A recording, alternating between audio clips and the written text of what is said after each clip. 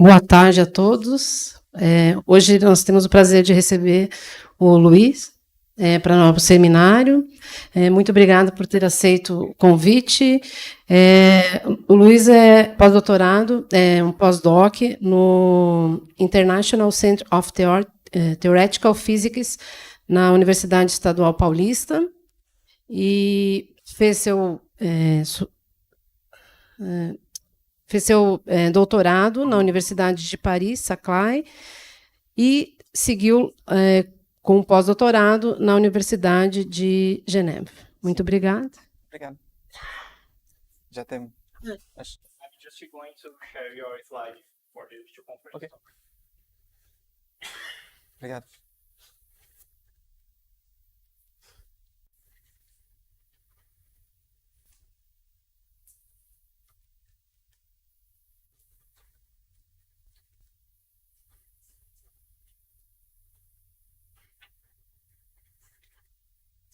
Okay.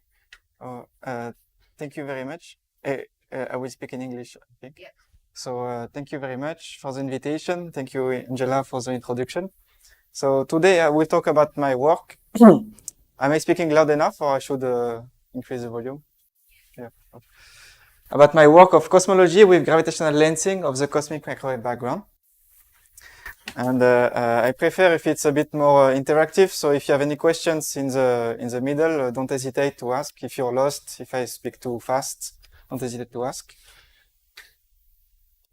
So here is the outline of the talk. I will start with an introduction of what is the cosmic microwave background, so that everyone is on the same page.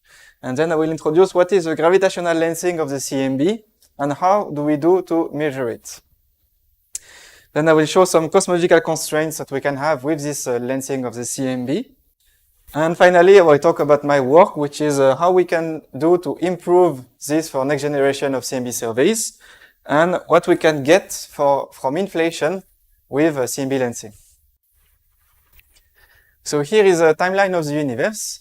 After a period of inflation, After a period of inflation, where the quantum fluctuations in the inflaton fields were stretched to physical scales, the universe was very dense and opaque. The matter was, and the photons were coupled, right? The photons were trapped by the matter, they couldn't escape. So the universe was dark, a bit like in the center of the sun. When you create some photon in the center of the sun, it takes thousands of years to go at the surface because the photons are trapped inside. And then the universe cooled down. Sorry. Oh. What am I doing? Sorry. And then so this is in this moment where the photons and matter are coupled that you generate the acoustic oscillations that we call baryonic acoustic oscillations that you can see in the image of the CMB. And then the universe cools down because it's increasing. And so the atoms are able to recombine. Okay, to form the first atoms of hydrogen and helium. And at this moment, the light was free to travel. The universe became transparent. And at this moment, roughly 380,000 years after the Big Bang, that you have the emission of the CMB. Okay? And this light of the CMB crossed all the universe to come until us. And the universe then continued to evolve. Okay, the densities of matters continue to evolve and form the galaxies and the galaxy clusters that we see today in the universe. Okay? And in particular, the structures that we see in the late-time universe are the ones that are responsible for lensing the CMB, which I will introduce later. If our eyes were able to see in the millimeter scales, microwave scales, this is what we could see. A perfect black body at a temperature of 2.7 Kelvin, right? A homogeneous emission everywhere in the sky. And this is a CMB. This is the photons that are decoupled at the moment of recombination that cross the universe to come to us. And if I increase the contrast of this image, so, okay, just I forgot to say, this was detected by Penzas and Wilson in the 60s.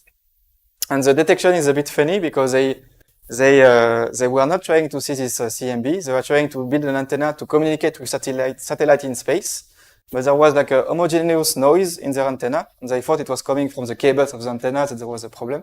But no, in fact, they discovered the CMB. And it's only later that they realized that. But they got the Nobel Prize for this discovery. So if I increase this image by a factor 10,000, this is what we see, okay? Small inhomogeneities in the temperature map. So this is a map of the sky, okay? Everywhere around us, like a sphere, and we put in a 2D map, okay? So it's a planisphere, like this. And there are some parts that are a bit cooler in blue, and some parts that are a bit hotter in red, okay? And these small inhomogeneities in the temperature are related to the inhomogeneities in the density of matter at the moment of recombination. And these inhomogeneities are sourced by the inflation, okay? When we have this inflation field that creates some fluctuations, quantum fluctuations that are stretched to millimeter scales. And then they evolve under the effect of baryons and photons while they are coupled.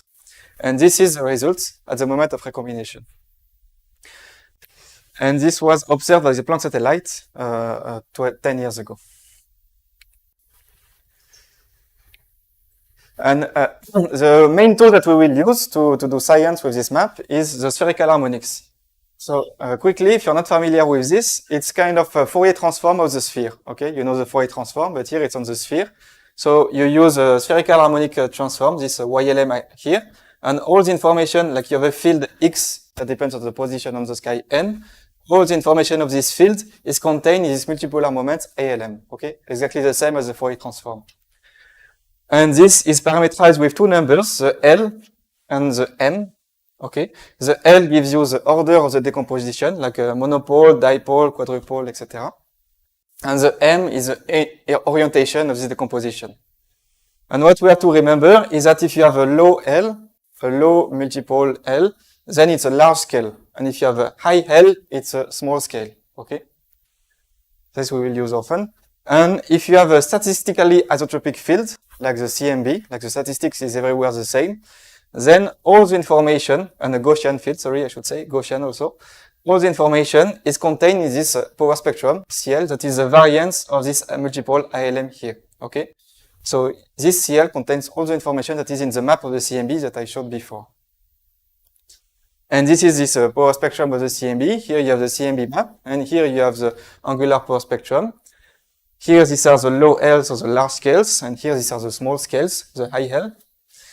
And these red dots are the observations from the Planck satellite. Okay, these are the observations with error bars.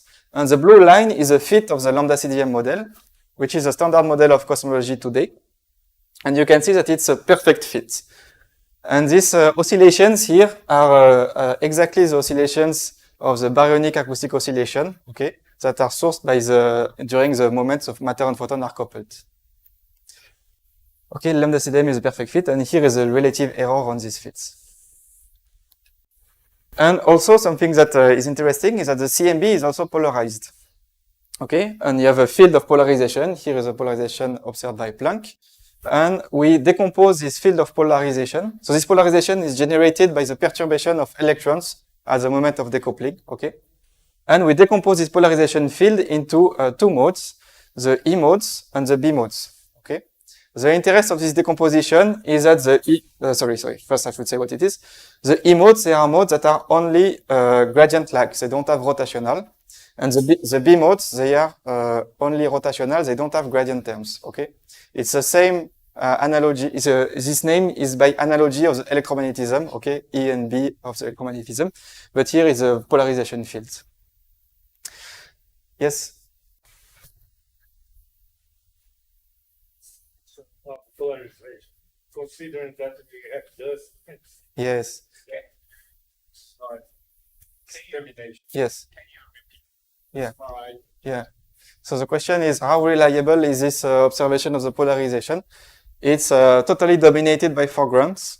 In this image of Planck, what I'm showing is not actually the polarization of the CMB at the moment of decoupling, but the one that we observe today with Planck, and this is foregrounds mainly. And it's one of the main challenges of future CMB surveys to observe the polarization. And you have to really decouple what is the foreground polarization from the dust of the galaxy and what is the primary polarization. It's one of the big challenges, of this. But the interest of doing this to observe polarization, why am I doing this? It's going to the last slide of the presentation.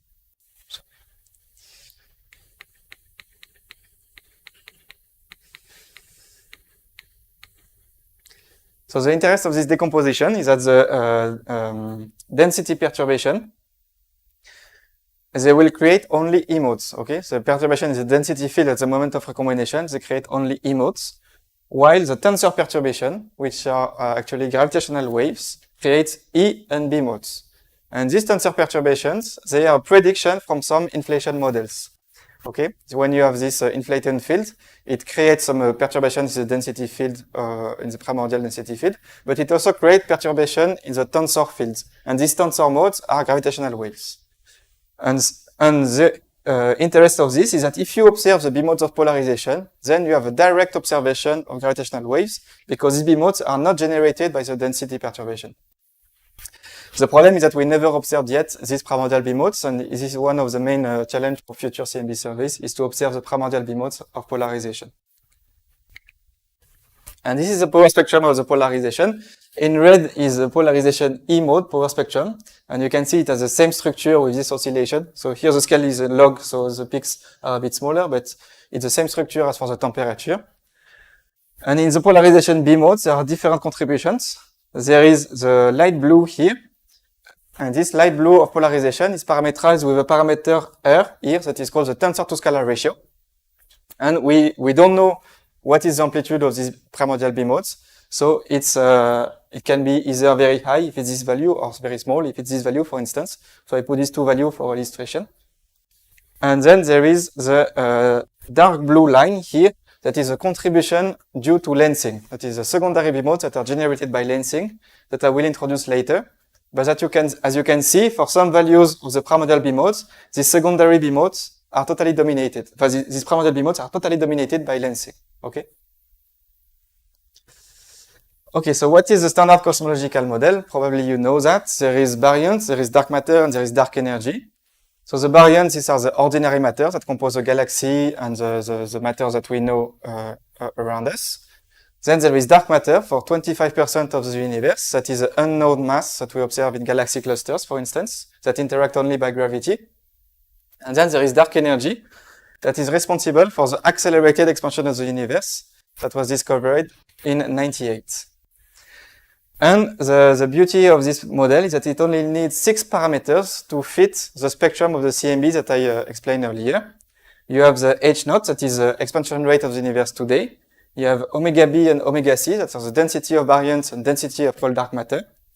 You have tau, that is a parameter for reionization, which is a moment of the universe where the first stars started to form, and these first stars will reionize the universe around them. And this will affect the spectrum of the CMB. And then you have a power spectrum of the primordial fluctuation. Here is a power spectrum as a function of the scale K, and you have the amplitude of this power spectrum, AS, and you have the tilt, ANS, of the power spectrum. Just 2 parameters. And this is a power spectrum that is predicted at the end of inflation. And I will also use sigma 8, which is also a measure of the amplitude of the power spectrum. It's another parameterization of this primordial power spectrum. And then there is 2 main extensions that I will use in this talk. There is the sum of the neutrino mass. So we know that neutrinos have a mass because we observe on Earth oscillations between different states of neutrinos. But we don't know what is the mass of the neutrinos. The only thing we can measure is a difference between 2 different mass states of the neutrino. But we don't know neither the ordering of the neutrino masses. If there is a free species, then we can measure 2 intervals, but we don't know if the small interval is below or is above. And we don't know also the total mass of the neutrino. And cosmology, in particular CMB lensing, is sensitive to the sum of neutrino mass, so it can measure this parameter. And then there is a parameter R, that is the tensor to scalar ratio. That is a parameter that tells how much primordial gravitational waves you generate during inflation. So some open questions in cosmology. What is the nature of dark matter and dark energy? What is the mass of the neutrinos? Did inflation happen and how?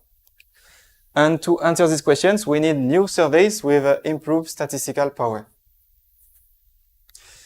And here is the current status of observations, or 2 years ago, maybe there's, I think it didn't move much, of CMB observations. Here is a temperature power spectrum, here is a E mode polarization, and here is a B mode polarization. So Planck managed very well to observe the large scales and up to small scales of temperature and E mode of polarization, but didn't observe the B modes. And now we have more and more experiments that get to a smaller scales in the temperature and polarization, and also to try to get the B mode of polarization. And the most recent measurements are from bicep cake, and you can see that they can already measure the B modes that are generated by lensing, but they do not measure the primordial B modes, which is here parameterized with this dashed line here. And in the future, there will be a lot of new observations. So there is the ACT that just finished last year. There is SPT that will finish in 1 or 2 years. In a few months, there should be the beginning of Science Observatory. And in about 10 years, CMB stage 4 and a satellite, Lightbird, that will measure the polarization of the very large scales. And on the side of galaxy surveys, here I just put a few, but there is actually more than this. There is DAISY. There is Euclid, that is a satellite. There is Vera Rubin, a telescope on the ground, and the Roman telescope that will map the distribution of galaxies in the universe.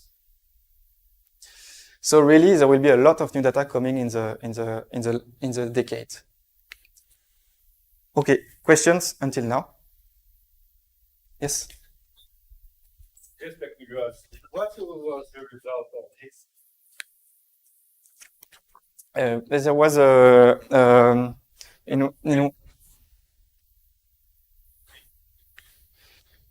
I'm not sure they tried. I'm not sure they were targeting specifically the B modes. I think they were more targeting E and the temperature modes. For what I know, because I'm more into this, it's a CMB lensing map. There is a CMB lensing map that was produced by ACT. That is so the sky area of ACT is smaller than Planck, but the signal to noise is higher. So in the end, it gives kind of the same constraint as a Planck that has a larger area but a lower signal to noise. So it gives in the end kind of similar cosmological constraints, and they are in agreement. Yeah. And the B mode, I think they are not super competitive for this. Other questions? Okay. So what is gravitational lensing and how do we measure it? So it's probably you know, but it's a deflection of an image in the background by a mass in the foreground. Okay. So here, for instance, it's a galaxy or galaxy cluster. And if you have a galaxy in the background, then it will deflect the light ray like this, and you will have a position of the galaxy that is shifted, apparent position that is shifted. It's very similar to optics, that you know from Newton. And it's the deflection angle is proportional to the mass of the foreground. Okay, so this can be used as a way to measure mass. If you know what is the deflection, then you can get an estimate of the mass. And for CMB lensing, it's the same thing, but instead of having a deflection of a point source, you have a deflection of extended field. Okay, you have the CMB in the background, and you have the large-scale structure in the foreground, and the light rays are deflected by all the large-scale structure in the foreground. Okay, so every point of your map will be deflected by the distribution of mass in the line of sight. And this is what happens on the CMB. So here is a simulation. In the top is the temperature. Here is the E mode, and here is the B mode before deflection. Okay, primordial CMB. And if you deflect it, this is what happens. And if you focus especially on the temperature and the E modes of polarization, you see that there is a deformation. Like some parts are a bit magnified, some parts are a bit demagnified, and some parts are a bit distorted, sheared. Okay, this is the effect of lensing on your temperature and E modes. And interestingly, you also see that you create some B modes. Here in the simulation, I suppose that there is no primordial B modes, so no gravitational wave generated during inflation. And after lensing, you generate some B modes. And this you can understand by the fact that if you remember the pattern of E mode and B mode, the E modes are just a gradient-like pattern. There is no rotational. And if you deform this pattern, because you will shear a bit the image, then you create some rotational term. Okay, so you create some B modes due to the deformation of the gravitational lensing. And these B modes, they actually dominate the signal from the primordial B modes. And also interestingly, you can see the orders of magnitude of the fluctuation. Here is like 300, here is 20, here is 2. So every time you get an order of magnitude decrease in the fluctuation, so you need an order of magnitude better experiment to observe this fluctuation. Okay, so what does lensing do locally on the CMB? So if you magnify, so if you have like a big lens that will magnify your CMB, then all the image of the CMB will appear larger, okay? The spots will appear larger. So on the power spectrum, if it's larger, it means that the power spectrum is shifted to the left, okay? To the large scales, to the low multiple. Here is the case where it's unlensed, and here at the opposite, if it's demagnified, then you have everything that is squeezed, okay? Everything is going to smaller scales, all the fluctuations are going to smaller scales, so you shift your power spectrum to the right. So locally, you will shift a bit to the left or to the right your angular power spectrum of the CMB. And on average, on the sky, what does it do? Here it's the power spectrum of the temperature. On the right is the polarization E mode. So if you shift a bit to the left or to the right your power spectrum, then you smooth, on average, you smooth your peaks and troughs of the power spectrum. Okay. So here is the color code is a function of lensing amplitude. So how much lensing you have in the universe. Here it's 0, it's a blue, and if you have a lot of lensing, 7, you will get something red, which is much more smooth. It's even more visible in the polarization E mode, where you really smooth the peaks of the CMB. And in the lambda CDM model, we expect to have a lens equals 1. The blue line here. Okay. So now the big question is, how do we do to reconstruct the CMB lensing field? Okay, because we do not have an image of the CMB before lensing. We just have an image of today that has been already deformed. So the question is a bit the same as how do we do to reconstruct the distribution of waves at the surface here of the pool? Do you have an idea? All the tiles are perfectly squares. Yes. Okay. Exactly. Yeah, exactly. You can make an assumption that you assume that all the tiles are squares, all the lines are parallel and orthogonal, and then measuring the deformation, you get an idea of what was the field at the surface that generated the deformation. It's the same thing for the CMB. We will make the assumption that we know locally the power spectrum of the CMB, and we will look at the deformation of the power spectrum. Okay, remember if there is a lens, this will be shifted a bit to the left or to the right, so you can see locally what changed the power spectrum of the CMB. And then you get an idea of what is the distribution of lenses on the CMB. So this is the idea explained with hands, and in more practical terms, what we do is that we express the lensing as creating some correlation between different scales of the CMB. So remember I said in the beginning, if your field is isotrope and Gaussian, you have all the information in the angular power spectrum, okay? So it means that you have no correlation between different multiples, L and L prime. But if you have a lensing potential field, here is a phi here, then you create correlations between different L and L prime. And this correlation is proportional to phi plus some kernel f that you can express analytically. And the idea of the estimator of lensing is to invert this relation, okay? You will build an estimator, phi with a hat here, that is a combination of maps of the CMB at different scales with this kernel here, okay? It's the same idea as trying to see locally what is the anisotropies that is created by lensing. And so in practice, this estimator of the lensing potential phi here on the left is a two-point function of the CMB maps because you combine two different maps, okay? And this is what was done by the Planck collaboration. So here is a lensing map of Planck. And this map contains a lot of information about the evolution of the universe because it's the integral of the distribution of matter along the line of sight up to the moment of recombination. Okay, so you know a lot about.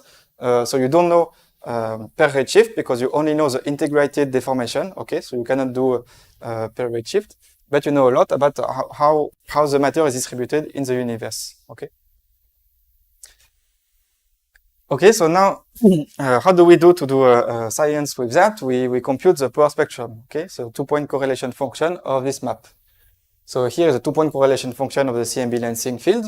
but each CMB lensing field is already a 2-point correlation function of the CMB maps, okay? So in the end, your 2-point correlation function of the CMB lensing is a 4-point correlation function.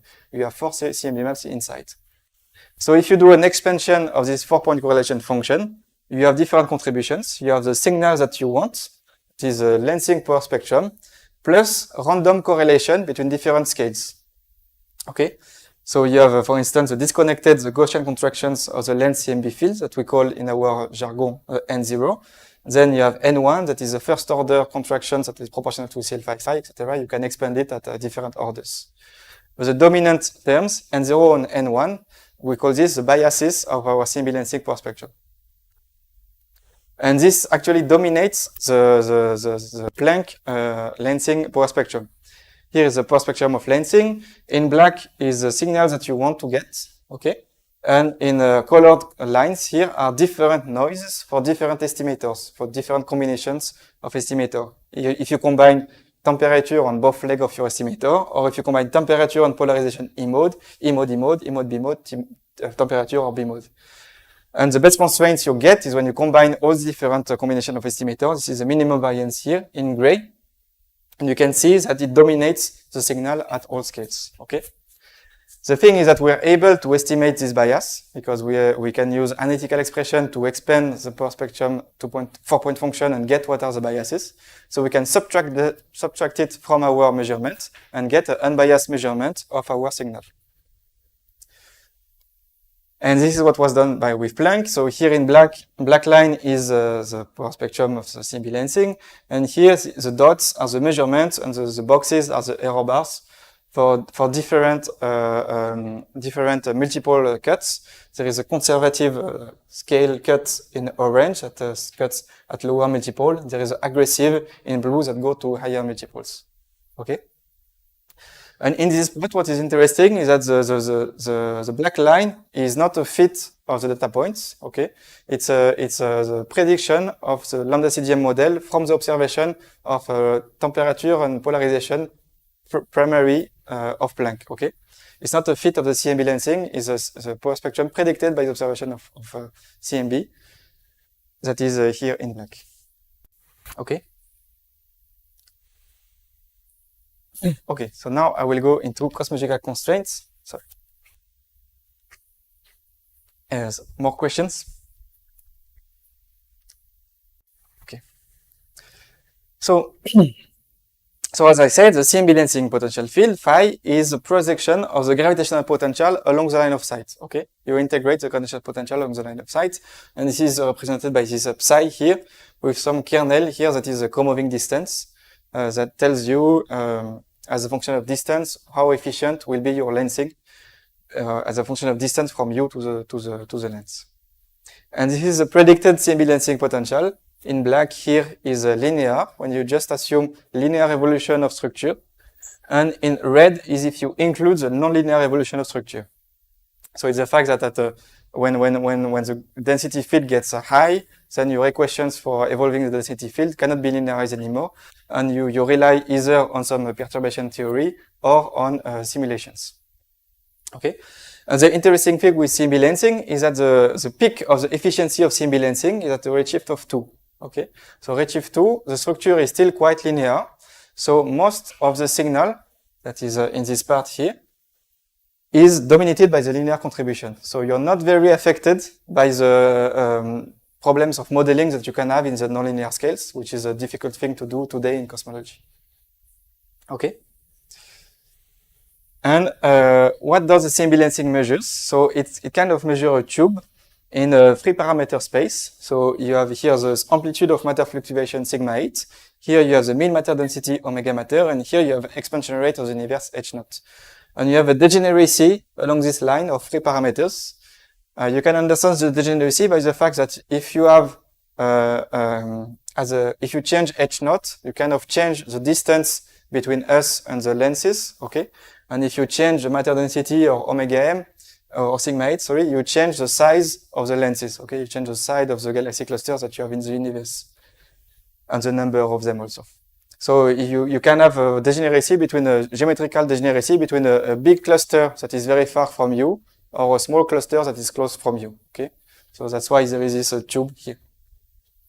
And to break this optical degeneracy, this geometrical degeneracy, you can use other datasets, which are galaxy surveys. In practice, these are the BAO, the baryonic oscillations that you observe from galaxies that can break this degeneracy, and you get the orange points here. Okay, so you get tight constraints on omega matter sigma 8. And here, this is the banana plot of CMB lensing. In gray is a Planck measurement. And this is sigma 8 omega matter. So here is like this tube that I showed in three-dimensional space that is projected in 2D. So it gives a banana like this. And it's compared to DES, which is a galaxy survey, okay? That also measures weak lensing, but from a lower redshift because it's using the redshift, the lensing from galaxies. And you also have the same banana, but with a different tilt because the redshift is different, okay? And if you combine, you get the red area here that is compatible with the observations from the Planck primordial power spectra, temperature and polarization. And here is a more recent measurement of different weak lensing surveys. There is a HSC, there is a KIDS, and there's DES. These different shades of blue here. And here is a combination of ACT and Planck CMB lensing plus BAO to break the degeneracy. And you can see that everything seems to be in agreement. No big tensions here. Okay, another, so as I introduced earlier, another interesting parameter to get is the sum of the neutrinos. So what is the impact of neutrinos on cosmology? So here is two simulations with the same initial conditions, okay, the same initial conditions of the fluctuation of matter, but with different values of the sum of the neutrino masses, okay? Here on the left, you assume that there is zero, the neutrino mass is 0, and here you assume that it's quite massive. And if you compare here, you see that there is some areas that are very underdense in dark blue, and some areas that are very dense in red. While here it's a bit more homogeneous. You don't have big differences in homogeneity. You can understand this by the fact that the neutrinos, if they have a mass, but they still are very fast, so they will go outside of the gravitational potential. Okay, if you form a gravitational potential, the neutrinos will escape from it. So it will be a mass that will be outside of the gravitational potential, like outside of the galaxy cluster. So this will kind of pull the gravitational potential and slow down the rate at which the gravitational potential will grow. Okay, so it slows down the inhomogeneities. Here it's more homogeneous, and here it's less homogeneous. Okay. So this in the matter power spectrum is translated like this. So here it's the ratio of the matter power spectrum with different values of the sum of the neutrino masses.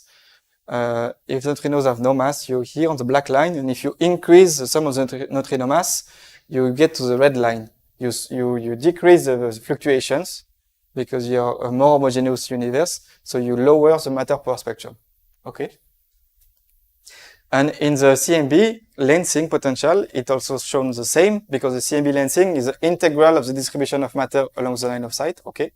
So here in pink is when you have zero neutrino mass, and when you increase the sum of the neutrino mass, you go to the dark red here.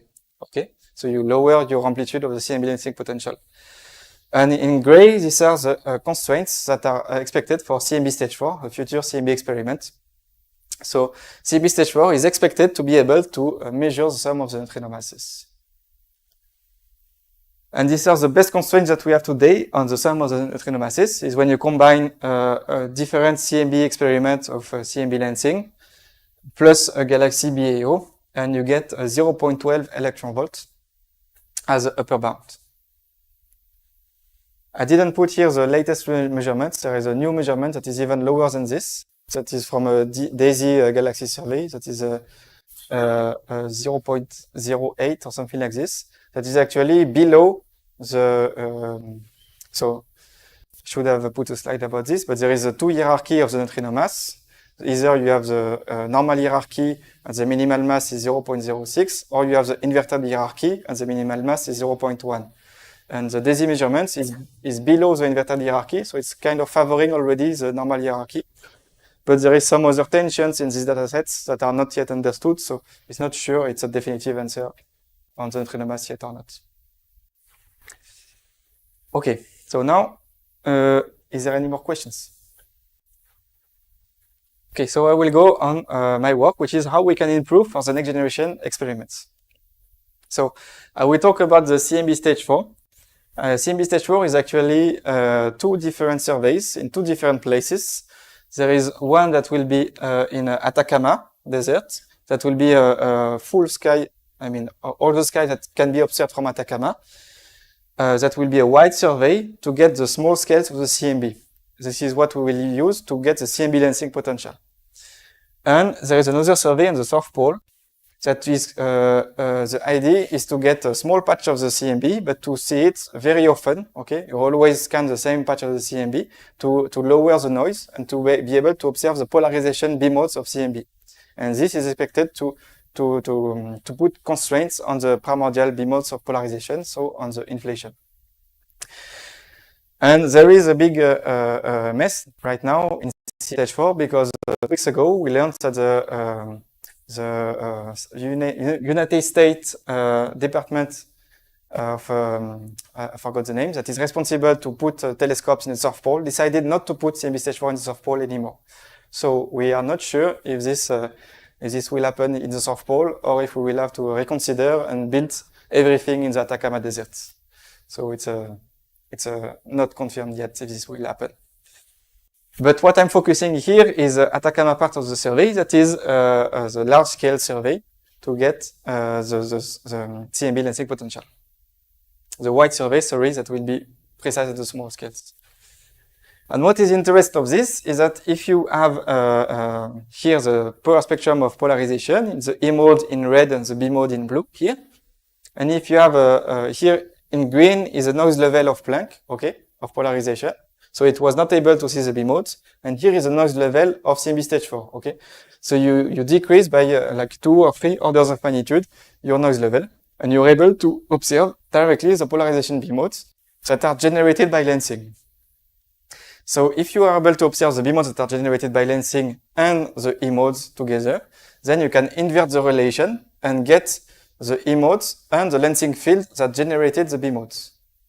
I don't know if I'm clear, but there's a relation between the lensed E modes and observed B modes that is generated by unlensed E modes and the lensing field. And you can invert this relation, and then you get an estimate of your lensing potential field. Okay? Because these B modes are directly generated by E. Yeah. Yeah, that's a big issue. Yeah. Yeah, I can talk later, but yes. Okay. So the tool that was used until today to reconstruct the lensing field is a quadratic estimator that I introduced, okay? A 2-point function of your CMB map. That is in fact suboptimal because it only uses a 2-point function, so it's only using the information that you get the 2-point function of the CMB maps. And in practice, it's possible to do better. And to do this, you can write the likelihood of what is the likelihood of observing your CMB fields, xdat here, for a given lensing potential phi, okay? And this is a likelihood, we don't care about it, but the idea is to find the phi that will maximize this likelihood, okay? And this, you can do it iteratively. You first get a first estimation of this covariance term here and there, and then you can compute the gradient of the likelihood that gives you a next estimate of phi, okay? It's a Newton iteration of the likelihood. You know, the Newton eruption iteration, you have a likelihood, and then you get the gradient of the likelihood, and you get the best next estimate of that will maximize the likelihood. And you iterate on this until you converge, like until the gradient is 0, because you reach the maximum of the likelihood. Okay? And if you do this, in practice, it will use higher orders correlation of your CMB maps. So not only the two-point function, but 3, 4, etc., etc. Yeah.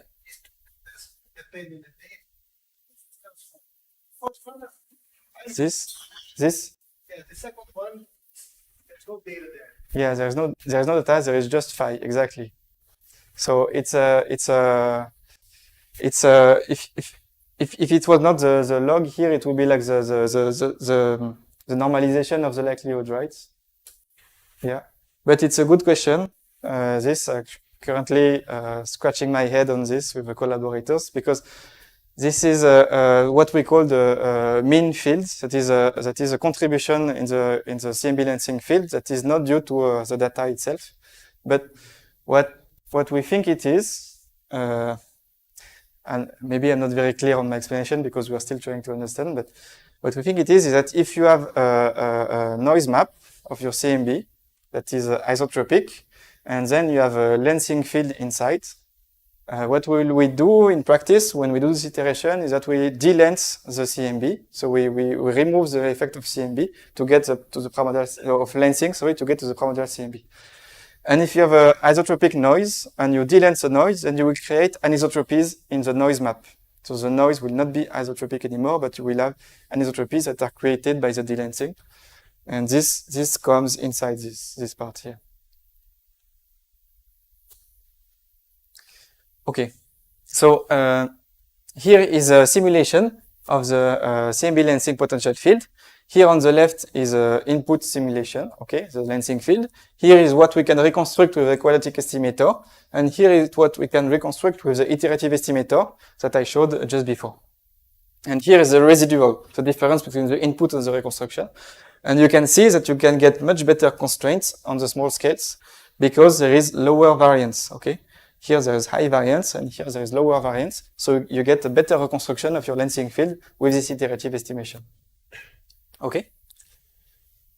And the question that there is how do we do a power spectrum of this map? Because for the quadratic estimator, as I introduced, it's easy to get the 2-point function of the map. It's just a CMB power spectrum plus the contractions that we can expand analytically in the 4-point function. While here, the iterative estimator, every time you do iterations, you combine the different scales together. So you will not have anymore a 4-point function of the CMB map in this map here, okay? So you cannot develop analytically the contractions between all these scales. So the thing that we did is that we can assume that the biases can be obtained also iteratively.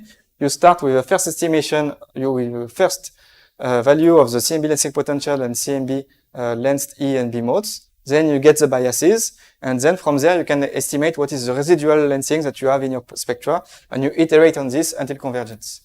And here I show that it works very well to explain what we see in the simulations. In blue is for the standard estimator, a quadratic estimator, and in orange is for the iterative estimator. And the dots are the simulation, and the lines are the prediction of this bias here. Okay, and it matches very well. And the signal here is simulations where I subtracted the signal, so there is only noise in this simulation. This is the purple line here. And you can see that we can decrease the noise by a factor almost 2. So you increase the signal to noise ratio by 75%, okay, using this iterative reconstruction. And also the interesting thing is that because we're able to predict what is the noise in our power spectrum, you can do debiasing and you can remove this noise and get unbiased cosmological parameters. And before this, there is this slide, sorry, where I show what is the interest of doing this with respect to the quadratic estimator. For the Planck satellite, because we're still noise dominated, we don't get much if we do the iterations, because you cannot get much. You're already dominated by the noise when you do the reconstruction. But for future experiments, like Salmons Observatory and CMB stage 4, because you will get a much lower noise, then doing the iterations, you can get much more signal, and you can improve the signal to noise ratio when doing the iterations as compared to the standard estimator. And these are the biases, the parameters, the constraints that you get on the cosmological parameters. So here is when I look at the sum of the neutrino masses. In brown is when you combine only primordial CMB plus a galaxy survey. And in orange is when you include as well CMB lensing. And if you do this, you can get a 4 sigma detection of the neutrino mass, which is what was predicted for CMB stage 4. But here is the first time that we used a full iterative pipeline to do the CMB lensing reconstruction up to the measurement of the sum of the neutrino mass. And then I went a bit more into realistic cases. Here because before that it was a simulation where everything is ideal, everything is known, and etc. Here I include some noise that is representative of a noise that we can get from real experiments. Here is a noise map of Planck. So Planck is observing the sky, was observing the sky with a rotation around this axis. So there are some parts of the sky that are much lower noise because they were observed several times, while some other parts have a higher noise. You also have the mask of the galaxy. So here in gray is mass of the galaxy, because you have a lot of emission, so it will contaminate your signal. You also some holes here that are extragalactic sources that you need to mask as well, because they also contaminate your signal. So there is a lot of anisotropies in this map, okay? And everything that is anisotropic can be taken as lensing by your estimator, because your estimator is based on anisotropy. It looks at these anisotropies to estimate the lensing. So all this can create some contaminations in your lensing map. And here I showed that we can get unbiased estimates on the CMB lensing per spectrum. So here is a residual bias on the CMB lensing per spectrum. The dashed lines is when you do a naive analysis, not taking into account these sources of anisotropies. And the dots here is when you use some tools that I introduced that are like a combination of simulations and data that you can show that are unbiased at first order in the assumptions that you make to do the reconstruction. Okay, and in this case, you get unbiased result on the CMB lensing per spectrum here. For different cases, here in purple is when you have this anisotropic noise. In green is with atmospheric noise. In red and in brown is when you don't know the cosmology of your map, because to do the lensing reconstruction, you need to assume cosmology, because you need to assume what the CMB lensing per spectrum is, to do the reconstruction. And here is if, for instance, you assume that you have a 10% less lensing amplitude than what you expect, or you have some wiggles in the CMB lensing per spectrum. And here we see that we can get also unbiased constraints in these cases. Okay, and here is a bit more work in progress. We are looking at other sources of non-idealities that are the non-Gaussian lensing terms in the lensing potential.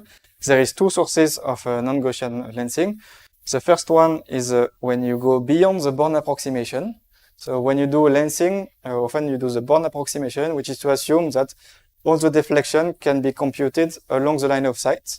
Well, in reality, your photons is deviated several times, okay? So you should in principle track the deviation of the photons everywhere. But here, in general, we do the approximation that it can be computed just once along the line of sight. And then there is another source of non-Gaussianity, that is the distribution of large structure itself, that is non-Gaussian. So the lensing potential field is non-Gaussian. And these two sources of non-Gaussianity, they generate some biases in your CMB lensing per spectrum. Here is a fractional bias. In orange is when you have this post-Born approximation. In blue is when you have the non-Gaussian large structure term. And the lucky thing in CMB lensing is that these two terms kind of cancel each other. It's the sum of the two is a green line here. But still, it can be confusing, because if you want to measure the sum of the neutrino masses, it can create some biases, as shown here with these red lines here. And this is for the standard estimator. And in an ongoing paper, we are trying to look at how it will behave for the iterative estimator. And it seems that at least on the scales up to 1500, which are the scales that are signal dominated, we have less bias in the iterative estimator than in the quadratic estimator. And this translates into constraints on the sum of the neutrino mass. In orange is for the iterative estimator that is unbiased, and the quadratic estimator, the standard estimator, is a little bit biased. Okay, I have, I think, 5 minutes to finish about inflation. Okay, so here are a collection of measurement of primordial B-modes of polarization from early 2000 to a recent measurement of bicep cake. And these are the best constraints on the tensor to scalar ratio, which are of 0.032 from bicep cake and Planck. And they can already put some constraints on how the inflation happens. So it's parameterized by two parameters, this R and this NS, that is the tilt of the CMB lensing, primordial per spectrum after inflation. And here are some different fiducial models of inflation with different values of the potential phi here. And here these are the constraints in blue from bicep cake that already excludes models that are called of natural inflation. And so, as I said, the lensed B modes, this is the dashed blue lines here, they dominate over the primordial B modes. Okay, these are the light blue lines here. So if you want to observe the light blue lines, what you can do is to do delancing. So you will try to get an estimate of what are the B modes of lensing and remove them to only keep the primordial B modes. And doing this is as if you were decreasing these blue lines to the red line here. So you kind of make the primordial B modes get outside of the noise due to the secondary B modes of lensing. And this is what we did in this paper for CMB stage 4. We considered the South Pole diff patch here. That is the patch of the CMB that will be observed from the South Pole with different values of the foregrounds. Okay, we generated different models of foregrounds of polarization, more and more complex. And here it's a residual foreground after subtracting an estimate of it. So you can, if you observe the CMB in different frequency, you can do a combination of all the frequencies together to estimate what is the foreground, because the foreground will be different at different frequency, while the CMB should be the same. It's just a black body, so you can get the CMB from there.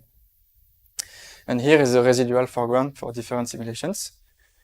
And here is the impact of delancing on the CMB B modes of polarization. Here is the observed B modes. Here is when you delance with a standard estimator. And here is where you delance iteratively. You can see that you can remove more and more B modes from this delancing step. And this translates into the power spectrum of B modes. Here in red is the observed B modes. In blue is the delanced B modes. And in light blue is the iteratively delanced B modes. And finally, you get this constraint on the tensor to scalar ratio for different fiducial values. Here, when you don't have primordial B modes, when you don't have gravitational waves, and here where the value is 3 × 10⁻⁵. If you, these are different foreground models. The large lines are for not doing the delancing. And when you do the delancing with the iterative estimator, you get the small error bars here. So you really get a factor 4 or 5 on the constraints of the tensor to scalar ratio when you do delancing. And for R equals 0, you get 5 × 10⁻⁴, which is an interesting threshold because it can rule out some of the most standard model of inflation that predicts around 3 × 10⁻⁵. Okay, conclusion. So I showed you that CMB lensing is almost direct observable of the density of matter in the universe. It put tight constraints on the sum of neutrino masses and other interesting parameters such as sigma 8 and omega matter. And to improve CMB, to improve constraint on inflation, you can delance the CMB of polarization, as I showed. And then for next generation surveys, you will use iterative estimators that are currently being developed. And also interesting things that I didn't talk about is to do cross correlations. So combining observation of galaxies and observation of CMB lensing to break some degeneracies in the parameters or to break some uncertainty that are called systematic uncertainties that are different for each observable to explore, for instance, the nature of dark energy. Thank you.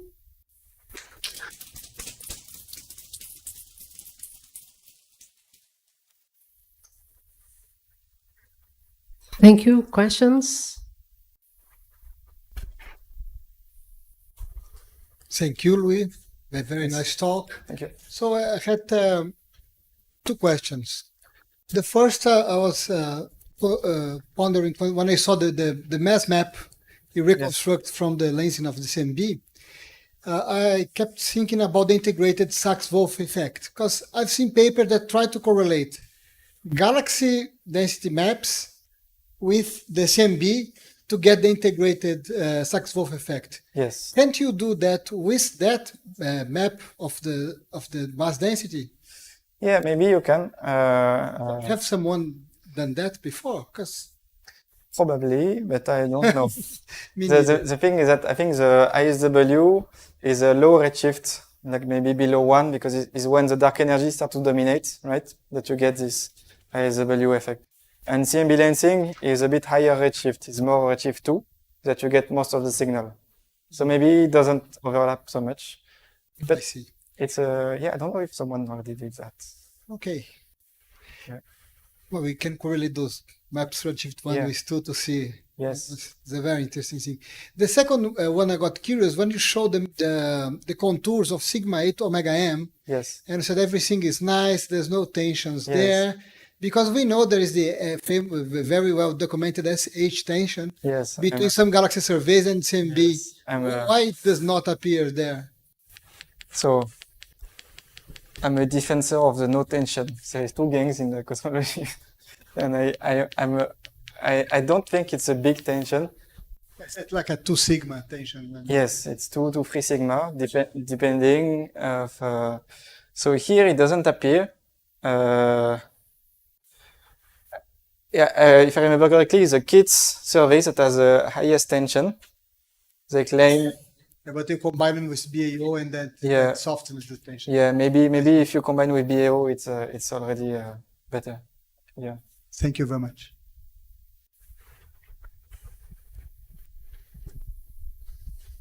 I have a question that I suspect is the same that Edu asked before, but anyway. Probably, if you have very massive clusters along line of sight, most of the lensing will be due to these clusters and not to the background objects. Huh? Yes. Any study in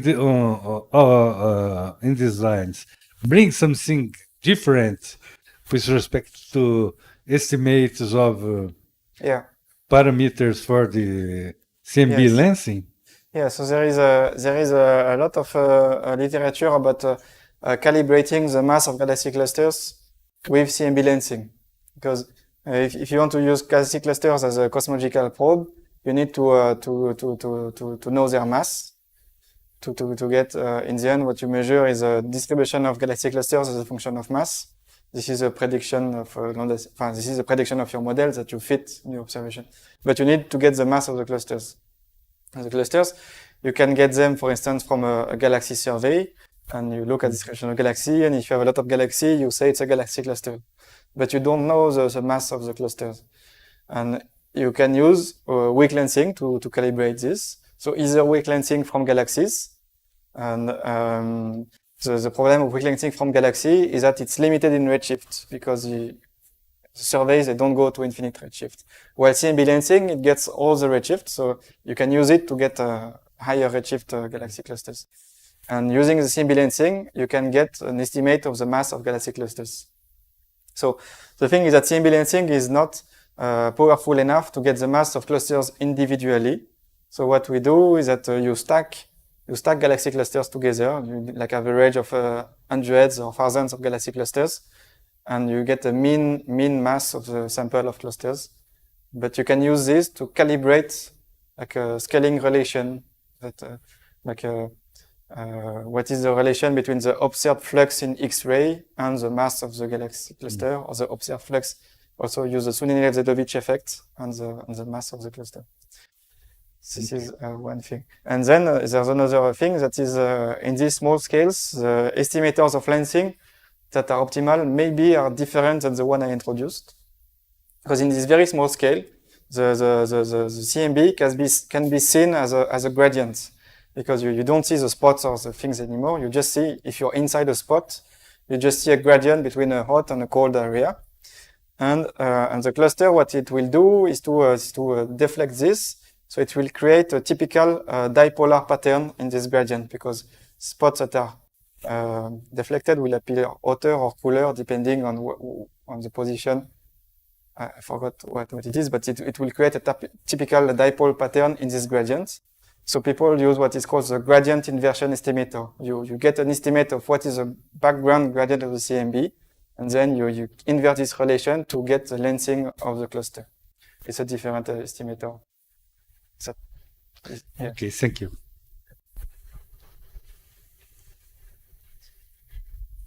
Hi, very nice talk, thanks.